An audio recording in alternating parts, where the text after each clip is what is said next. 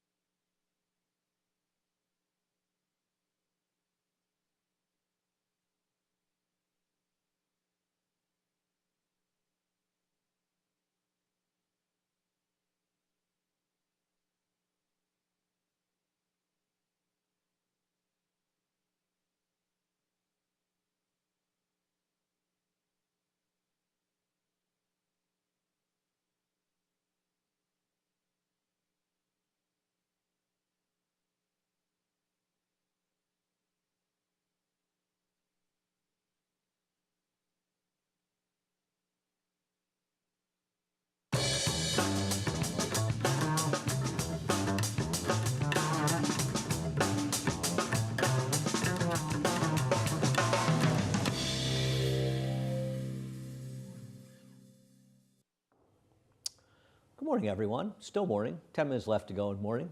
Welcome to Talking Horses. Sarah Elbodway, Andy Serling, brought to you by Saratoga Water. And we're back in action. We are sloppy and off the turf after rain out yesterday, or rain and a wind out yesterday. Yeah, mostly the wind, I think, was our situation and reason for... Well, it was supposed to be a lot more rain, but the wind was the killer. And we didn't get as much rain, thankfully, as they predicted, but we did get the wind. But we are back in action today. We have a pick six carryover. We're a little late getting started, so we'll get rolling along. Head over to Naira Bets. If you're not a member, use the promo code MATCH200 and we'll match the $200 of your initial deposit. NairaBets.com for more information. $62,293, and that was pretty much that pick six carryover was pretty much made a high likelihood after the first result on Friday's card.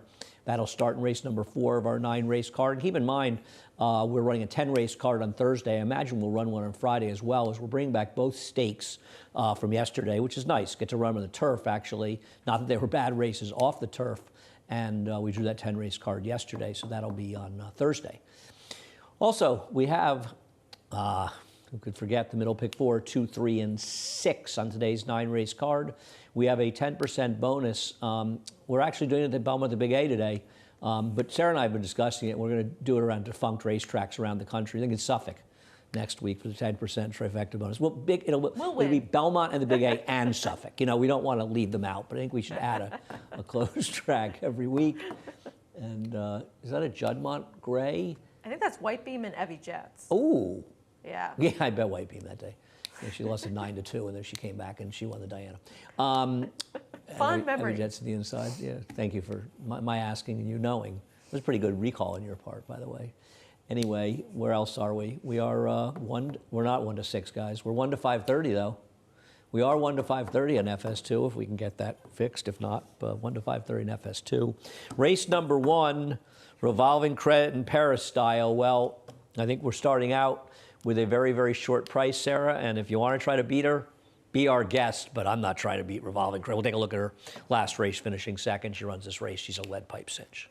I would agree with you. I would love to have made some sort of case to put Paris Styles on top, but I didn't really see how the tables were going to be turned after this race, though Paris Styles did come back and was a bit against the racetrack that day. But just the early speed and tenacity she showed in this race, revolving credit, who, funnily enough, wasn't really a short price in either of her first 2 starts. Maybe you argue she moved up on a muddy sealed track last time. She's going to get an off track again today, and I just don't really see anybody that looks like they could improve enough to defeat her. I don't disagree. Paris Styles was caught chasing on a speed track last time, but as you noted, she was drowned by that one last time. And revolving credit's supposed to be the speedier.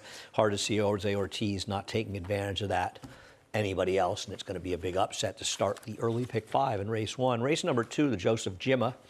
We got 5, and Caldwell's Loves Gold is obviously the horse to beat in here. Show her win last time. She ran very well to get it done. She's run well in both of her starts. I guess the one question in here is, are you concerned at all that she could be a little pace compromised, though she was last time, and she still won? Right. I think that that's the main fear with her, that she hasn't had any early speed in either of her first 2 races, but it also hasn't really mattered in either of those starts. I like that Well, the first start, that race fell apart in the late stages, to be fair, a little bit. Sure, it Not definitely this didn't one. matter last time, though. No. And I mean, she improved significantly in terms of her buyer speed figure, going from a 55 to an 80, winning this Seeking the Ante. She did defeat a horse in Stella Maris, who is not going to be playing in here, but the other horses that are in this field that she was able to defeat, I couldn't really make much of a case for either of them. Well, no. I can only use my main squeeze, and you have her second, and I think everybody else will have the three on top and the 5 second. We'll take a look at my main squeeze. I mean, this is one for Manny Franco to just be super aggressive. I know Kara's time has a little bit of speed on the rail, but make sure you are right on top of that one, if not in front of her. And obviously, if you're trying to beat Caldwell Loves Gold, you're trying to do it in the front end. I'm not doing it with Nikki Jolene, and I don't think we're going to do it with my Shady Lady, but my main squeeze ran fast last time. And maybe she just improved dramatically off her debut. Now, Dolomite, there's an argument Dolomite could have made it closer if she hadn't had such a rotten trip, but Dolomite was a very highly touted Chad Brown first-time starter.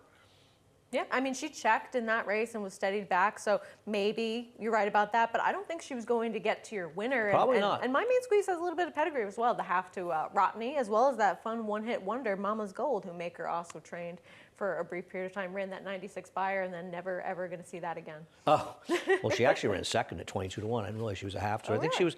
I thought she was it the Dam who, was it the Dam or there's a half that I think won or ran second in that big New York Stallion Stakes race towards the end of the year and paid a huge price, or was a huge price anyway. Moving on to race 3 as we make our way towards the pick 6 carryover, and there's going to be a heavy, heavy favorite here, and Nolita, and you're going to try to beat her. I think it's a fool's errand to try to beat her.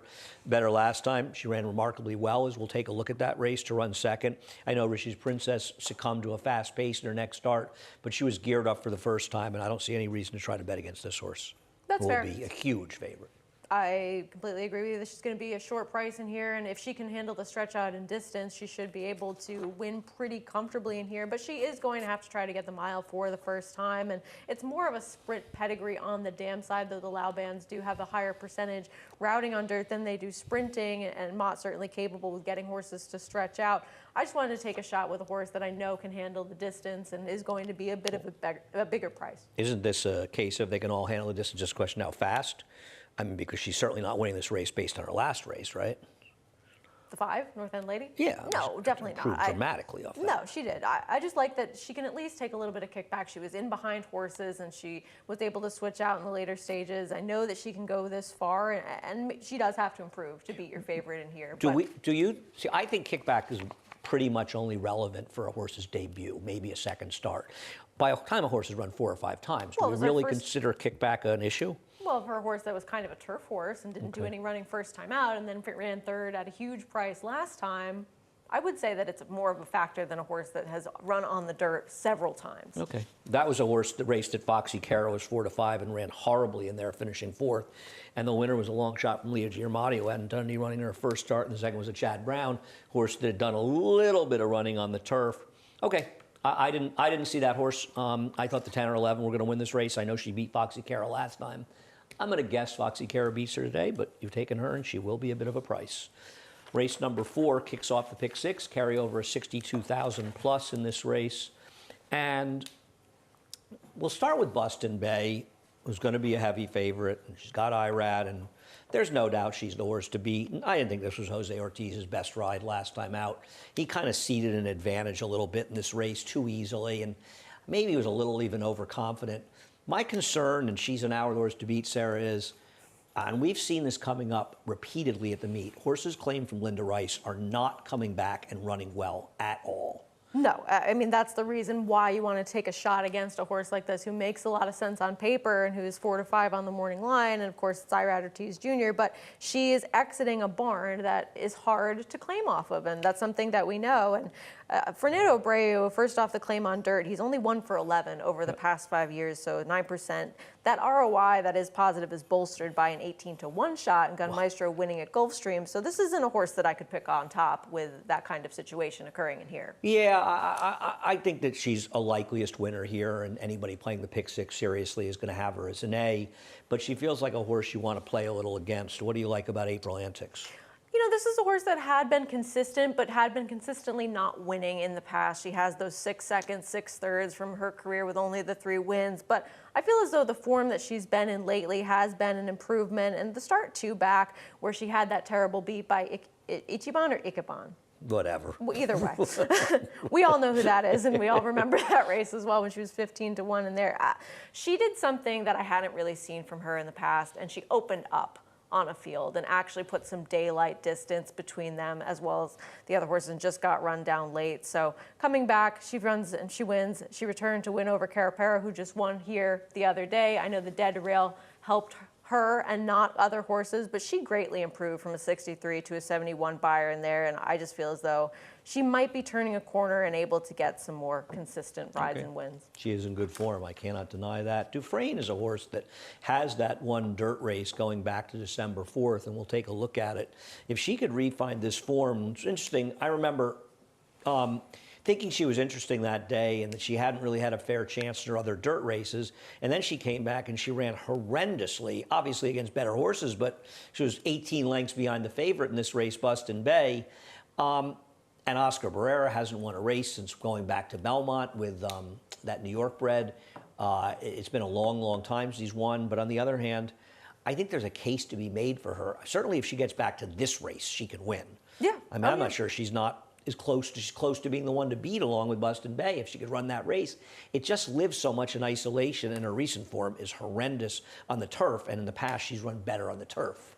You highlighted all the concerns that I have with her, because that last win could certainly make her a player in this spot, but I don't like, and neither do you, that her turf races as of late are not as good as they used to be, even though that she does have that one dirt race. So I just wonder if it's kind of a form reversal or going in the wrong way for this barn, because she was in a different one when she ran that race. Speaking of cold barns, Amira Shishakli hasn't won since February 25th. On a streak that's well over 0 for 100, but I think she has a chance to break it here, actually. She has hit the board with 21 of her starters, so it's not as though none of them have run at all. And OK Honey has been running again. I mean, last spot was making a race go, essentially. Time before that, significantly better horses. The time before that, significantly better horses. And she is a horse that's done her best running. I mean, you look at her, she's 6 for 75, but look at her wet track races. 5 for and 6 if you look wins. through her wet track races, they legitimately are better. This muddy sealed tracks and stuff, they are better than her dry tracks. So there's an argument that she does move forward a little bit, and she's a horse that's finally running in a field where she has a chance to win. And she has occasionally run well. I'm taking a little bit of a shot with her, obviously. Got a rider, doesn't get a lot of opportunities, won that race with a long shot here the other day. But I thought she was a little bit interesting, and like you, I was searching for an alternative to the number 6, Buston Bay, and I'm going to take a shot with OK Honey. I'd use the 1 and 6 as A's in this race. Moving on to race 5, to start the late pick 5, before we take a quick break. And I don't think there's a big argument Majestic Return is the horse to beat. And this is the race she ran last time when she finished second, but I did also want to include Sandy's Garden, because Sandy's Garden was the one who was dueling in a vicious, vicious pace with Richie's Princess, the horse who beat Nolita. And she actually finished well ahead of Richie's Princess in there. I think she finished about, I don't know, was she ninth, I think? And well back, three quarters of length behind. But still, she actually finished ahead of that one in the pace. And she had run well the time before that. I don't want to argue against Majestic Return, because she is the horse to beat. I don't think there's any argument against that. But I think Sandy's Garden might be a little bit closer to her. And I like the idea that Junior's riding. And I took her as a slight chance to upset a horse that is much the horse to beat. Yeah, I mean, I think that I was trying to sort of see what you were seeing with Sandy's Garden and make the case for her over a horse like Majestic Return, but it's not as though Majestic Return was so far off of that pace, and I know that that was a race where the winner did come from about mid-pack, right. But she was sitting third. She was stalking the two of them who did duel, but she was right there, and even in her prior race before that, she was also up close pressing a horse that ended up finishing last. So I feel as though with her outside post position and already proving that she can survive some of these pace duels, even if they are aggressive with Sandy's Garden, I think that she just might be the better horse. She probably is. You're right. And she was close enough that pace last time, and she beat her easily enough that she did run the better race. I have no argument with that. I'm just kind of hoping. I'd love to see Junior try to kind of blast off in this race with her and try to wire the field, because maybe if she can get clear, but it's not like she's going to be that clear Majestic Return. She's the likeliest winner. I just wanted to take a small shot because she will be a better price. There's nobody else I really like here. I mean, Weekend Rag says okay early dirt races. I think the dangerous horse, and I'm surprised you left this horse out, is Monroe. And keep in mind, David's line is for the turf. he would have made this horse a much shorter price in the dirt. And I won't be surprised if she ends up the second choice in here. And this is her debut where she got a decent enough figure of 61 in here. And okay, she came back and stunk in her next start. But that was trying to go a mile. Then they tried the turf. She's been laid up. I mean, isn't she the second likeliest winner here? Because she's a real unknown. You know that she can run okay in the dirt. Yeah, I mean, you know that she is capable of on this surface. I feel like she's going to get bet in this spot, especially with Ira Ortiz Jr. riding. Is she supposed to? Yeah, sure, but I just didn't really love that race second time out, and I didn't really. Go ahead. I just didn't really think that she's particularly that fast in comparison to some of the other main track only horses, and even some of the weekend brags you mentioned. I felt like there was enough going on in this field that I didn't particularly feel as though she was so much better and willing to take. Well, she's faster than the only other MTO, Carbon. But so it's not. Her race is not faster than weekend brags 2-year-old form on dirt, though. Yeah, it is. Her debut is. 61 versus some of the 70s that. Or sorry, no, you're right. I'm looking at the wrong thing. You're right. No, you're right. no. I mean, you're I'm right. not. Listen, you don't have to like her. I'm not. It's fine. I'm not. But I think she makes a lot of sense in here, and I agree. She's not going to be a whole big of a price here. But I think to disregard her, I mean, I would certainly want to have for A's and B's the 2, 4, and 16. I mean, maybe it's a case where the 16 is the A and the 2 and 4 are B's, but I'm not sure. I think Monroe is the kind of horse. Todd Pletcher wins with these kind of horses. He just does, and it just seems like you almost wonder a little. This horse entered the turf. If he was kind of hoping this race got rained off. Well, I think you can say that was the case for Sandy's Garden. For a lot of these horses, I mean, let's face it. I mean, can't speak for you, but I didn't even make an attempt to handicap either Saturday or Sunday's races for the turf because when we drew on Wednesday for Saturday and Thursday, the certainty of enormous amount of rain in these races, it was 1 in a million they were going to be running the turf. So I imagine that she's entering the dirt, but I have a feeling that they assumed it would come off. See what happens in the early pick 5. Late pick 4 after a quick break. Born in the foothills of the Adirondacks over 150 years ago, the Saratoga brand has become synonymous with quality, carefully crafted spring water. Each stunning blue glass bottle is created with the same attention to detail and care that has been the Saratoga hallmark for generations. So open a bottle, take a sip, and savor the Saratoga experience. Saratoga, an American classic that's always in good taste. Make every day exquisite.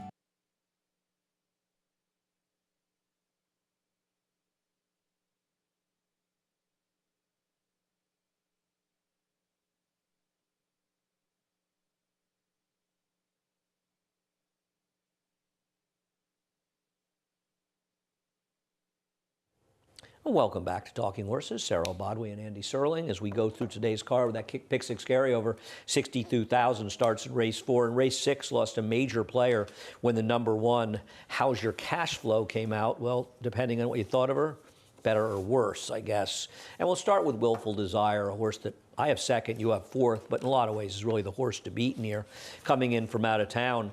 I know she ran a clunker last time at Timonium, being wide around 87 turns, going 6.5 furlongs. And, I mean, you run back to races like this. What do you have so strongly against this horse? What happened last time? Well, she was wide chasing at Timonium. Yeah, but she was the favorite. She should have done a little bit better in there now. Well, of course she should have done a little better, but does that completely disregard her prior 3 races? She comes in for Jacobson in an outfit that seems pretty dangerous, this JKX Racing. I just don't love to make toss a race excuses for horses unless there's some sort of legitimate reason that you can at least see within the running of the race, though certainly sometimes you can just toss a race, whatever the case might be, that you don't see, that something happens or it just wasn't their day. But I feel as though for the level, for the $40,000 claiming level, you do have enough class droppers in here that I wasn't totally sold. Okay. I thought she was way the horse to beat, but we'll see what happens. Talk about Dancer Doro. I mean, first time in for a tag. This is a horse that's been facing some tougher horses over her last couple of dirt races. She doesn't really want to go a mile and an eighth as she was at Saratoga in her last dirt start. She was forward after a stumble, ended up fading in there.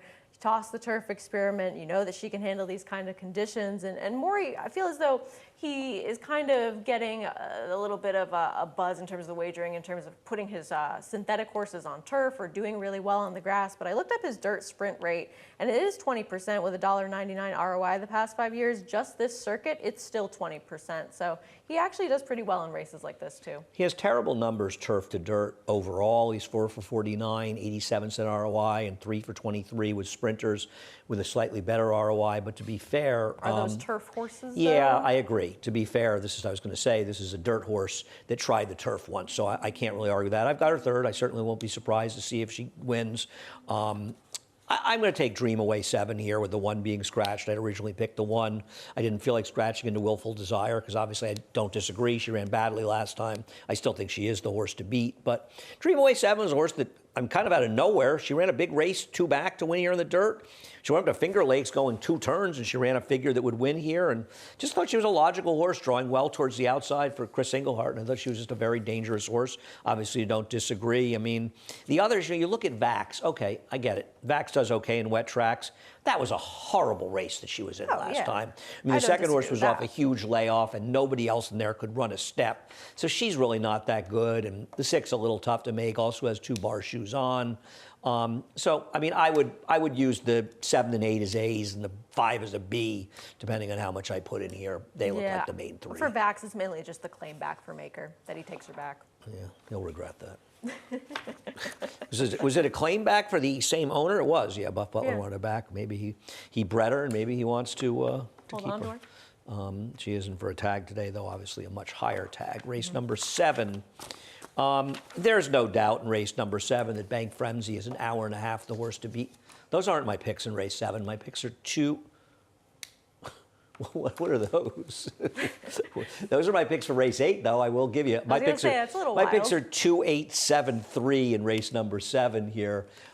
We can straighten that out, but why don't we just show the replay of Bank Frenzy while we straighten that out? And I don't think there's any argument. He's the horse to beat in here. No, he is. I mean, he ran well in here. This is a race where Ciccio Bello ran huge in here, setting the pace and able to hold on in this race, going a mile. And, you know, I kind of wondered off of that 87 Buyer 2 back when he finished second to Lifetime of Chance if that was a race that he would actually be able to replicate because Lifetime of Chance kind of hasn't done so. But he ran well in here, though. This was a fast-paced race. He was closing, but the winner did hang on and lead this field gate to wire. So he makes a ton of sense. I just wanted an alternative at what's going to be a very short price towards the outside. Yeah, I don't disagree. Irad needs to be aggressive coming out of the gate because he has the speed to be forward.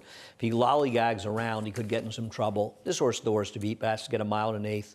Talk about Amadeus Music, who we both picked. I mean, I just feel as though getting back into state-bred company has really helped him, and you might see the race at Finger Lakes last time and not think that he belongs in a spot like this, but he was much the best there. I mean, he didn't break, he was wide throughout in that race, and he drew off very impressively, and that race earned a pretty solid number that does make him a competitor here. What's going to be at least a little bit of a better price than your favorite towards the outside. And it's not as though he hasn't run fast figs here in New York, so it's not, you know, you do worry a little bit. Sometimes the Finger Lakes figs are tough to repeat. And even his mile and 1/8 race here, I mean, obviously he had no chance, but I worry a little bit about the distance. I like the post. I know he's not a horse that has much speed, but I think you're going to see Manny ride him for position out of the gate, assuming he breaks, unlike last time. But I saw the same things you did, and I feel as though we had a similar idea, which is we didn't really want to pick the 8. And Jackson Heights, I know he finished a distant second last time, and they're picking up the pieces at the end. And Miracle Mike ran an improved race in the turf in his next start, so maybe he's getting better. And he's not impossible, but I don't trust he's him. a little tough to get excited about.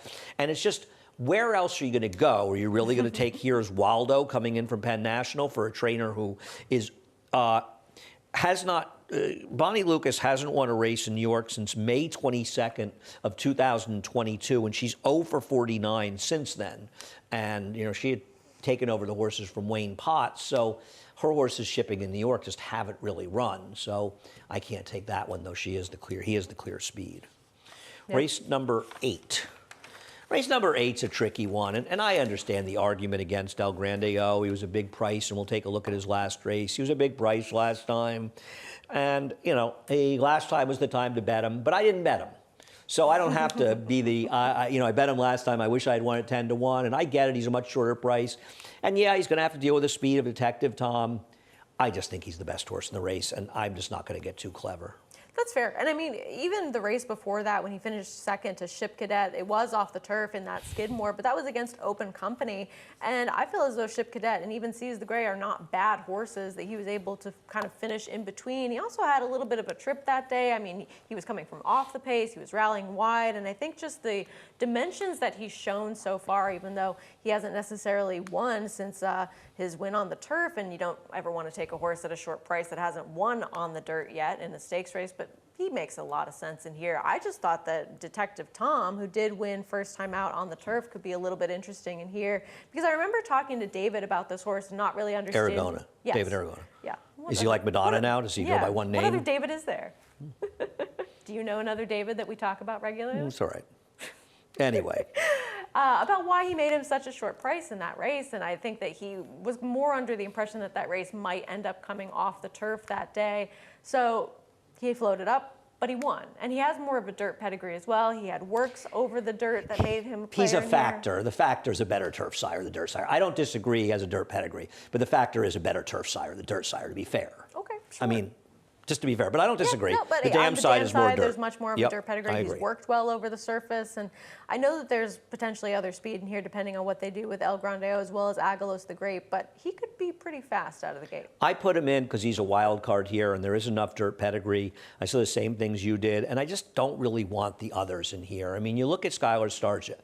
I don't think the Skylar Starship's impossible in here, and to be fair, Mischief Joke came back and improved by 5 buyer points, but speaking of last time was the time, this is another last time was the time horse, and I feel like the pace is going to be a lot more hot here, and he's not going to be able to sort of like cruising up towards the front end at a moderate pace.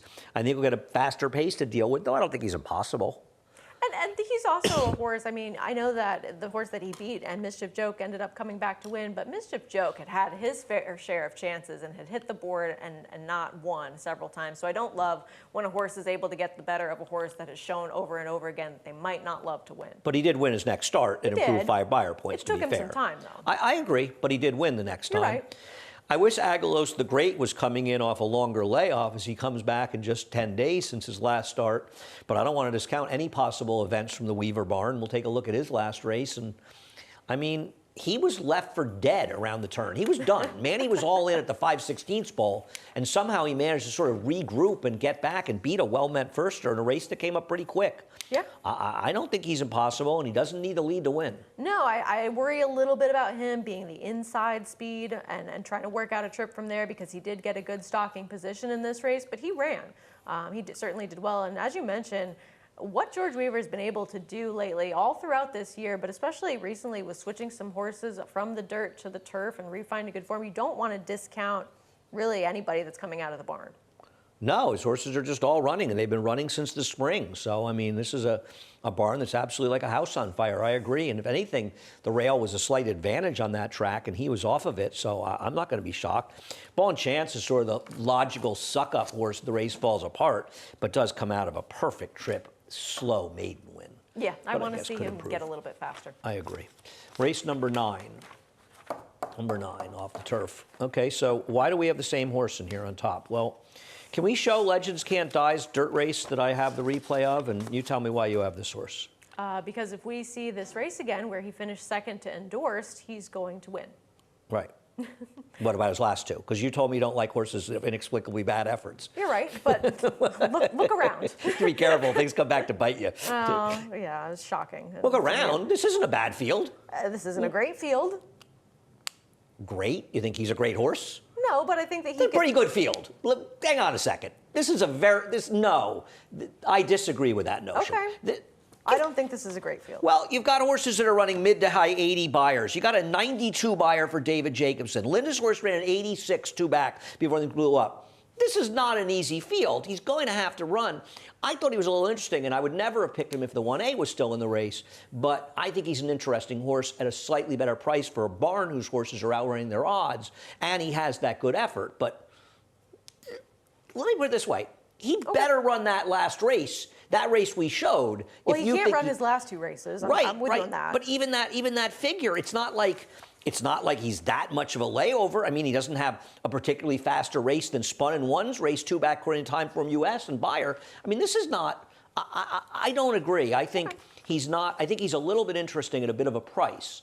Now, if he's around the 7-2, and this is a turf line and Senbei and all that crap, and these entries are becoming problematic. They're particularly problematic. 1A, 1X, 2, well, 2B. The one on Thursday, because you've got a situation where Randy Hill and Dean Reeves, or Dean and Patty Reeves, have partnerships with a lot of horses.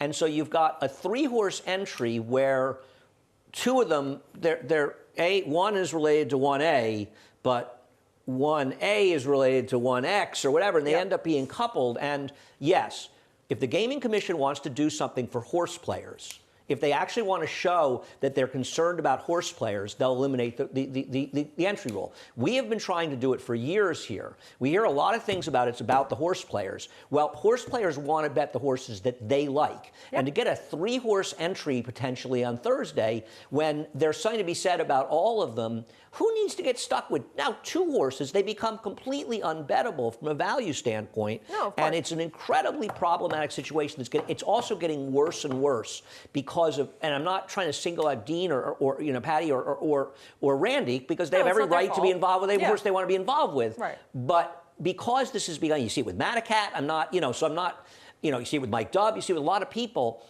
They got to change this rule because it's also not applicable to modern times. It's not only not applicable to modern times based on the world we live in, where people should be able to bet on whoever they like. And also, if you think about it, with the proliferation of online gaming and different things, eventually, if people are going to take bets, if they start booking racing, they're going to, let's say you have fixed odds. Fixed odds aren't going to be in an entry. Fixed odds are going to be on each horse separately, right? You would think. Imagine.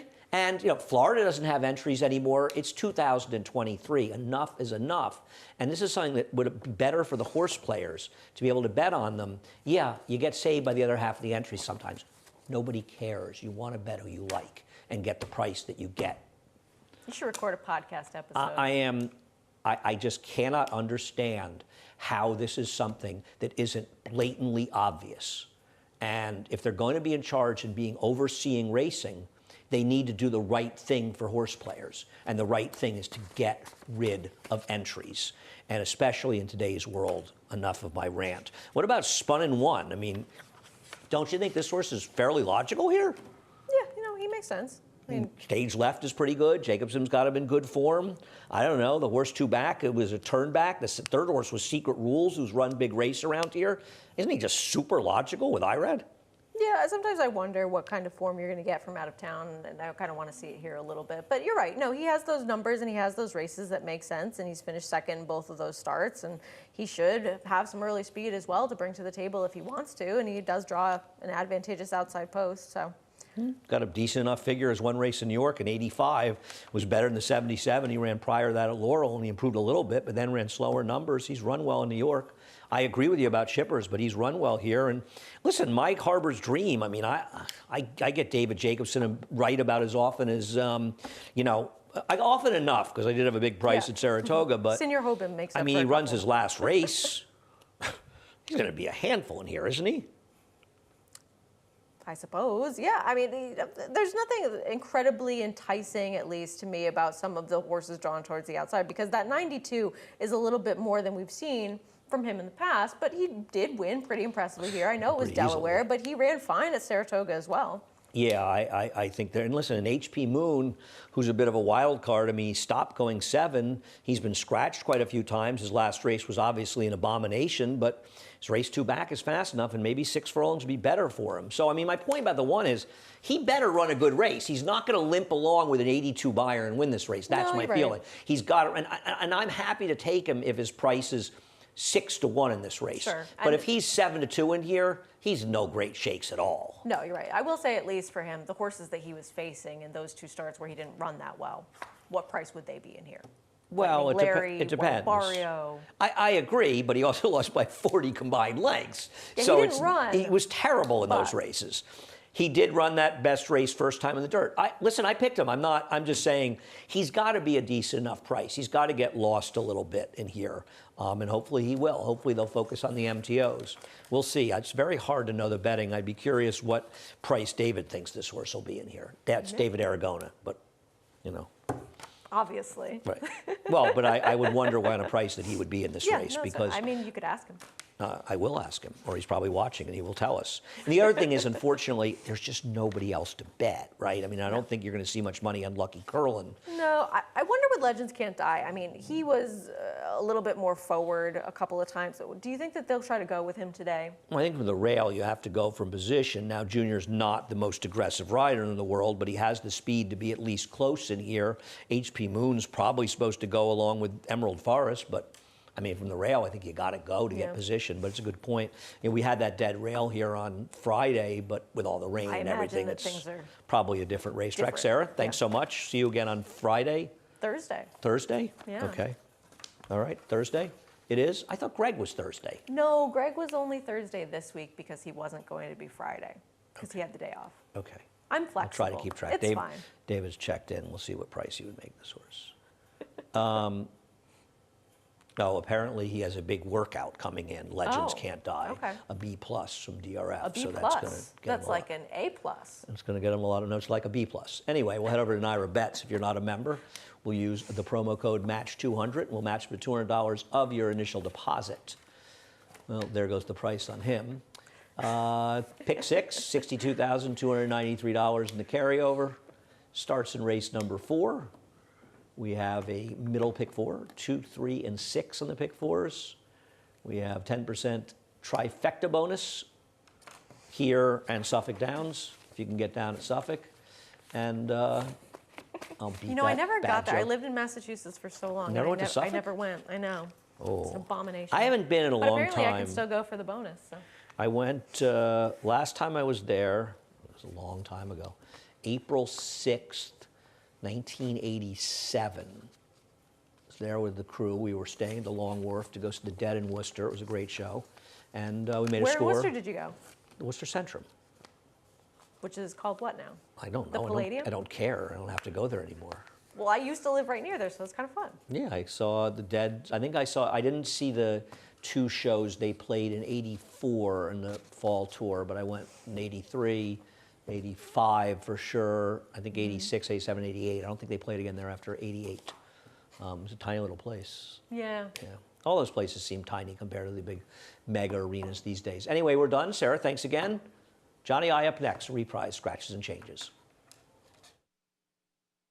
Born in the foothills of the Adirondacks over 150 years ago, the Saratoga brand has become synonymous with quality, carefully crafted spring water. Each stunning blue glass bottle is created with the same attention to detail and care that has been the Saratoga hallmark for generations. So open a bottle, take a sip, and savor the Saratoga experience. Saratoga, an American classic that's always in good taste. Make every day exquisite.